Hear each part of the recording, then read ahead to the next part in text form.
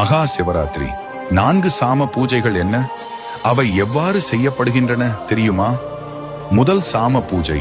இந்த முதல் கால பூஜை படைக்கும் தேவன் பிரம்மா சிவபெருமானுக்கு செய்யும் பூஜையாகும். இந்த கால பூஜையில் பஞ்சகவ்யத்தால் பசும்பால், பசுந்தயிர், பசுநெய், கோமயம், கோஷாணம் அபிஷேகம் செய்யப்படும். இந்த காலத்தில் விரதமிருந்து பூஜிப்பதால் நம் பிறவி கர்மாக்களில் இருந்து விடுபட்டு நற்பலன்களை அடையலாம். இரண்டாம் சாம பூஜை. இந்த இரண்டாவது காலை பூஜையை காக்கும் தேவன் விஷ்ணு சிவபெருமானுக்கு செய்யும் பூஜையாகும். இந்த காலத்தில் பஞ்சாமிர்த அபிஷேகம் செய்தும் சந்தன காப்பு சாற்றியும் வெண்பட்டு ஆடை அணிவித்து அலங்காரம் செய்யப்படும்.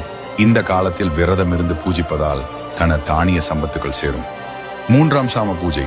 இந்த பூஜை சக்தியின் வடிவமாக அம்பாள் பூஜிப்பதாகும். இந்த காலத்தில் தேன் அபிஷேகம் செய்தும் பச்சை கற்பூரம் மற்றும் வில்வ இலையை கொண்டு அலங்காரம் செய்தும் சிவப்பு வஸ்திரம் அணிவித்தும் ஜாதி மல்லிப்பூவை கொண்டு அர்ச்சனைகள் செய்யப்படும். இந்த காலத்தில் விரதமிருந்து பூஜிப்பதால் எந்தவித தீய சக்தியும் நம்மை அண்டாமல் இருக்க சக்தியின் அருள் கிடைக்கும். நான்காம் சாம பூஜை. இந்த 4வது கால பூஜை 33 தேவர்களும் முனிவர்களும் ரிஷிகளும் பூதகணங்களும் மனிதர்களும் அனைத்து ஜீவராசிகளும் சிவபெருமானை பூஜிப்பதாக கருதப்படுகிறது. குங்குமப்பூ சாற்றி கரும்பு சாறு என் பால் அபிஷேகம் செய்தும் நந்தியாவற்ற பூவால் அலங்காரமும் அர்ச்சனையும் செய்யப்படும்.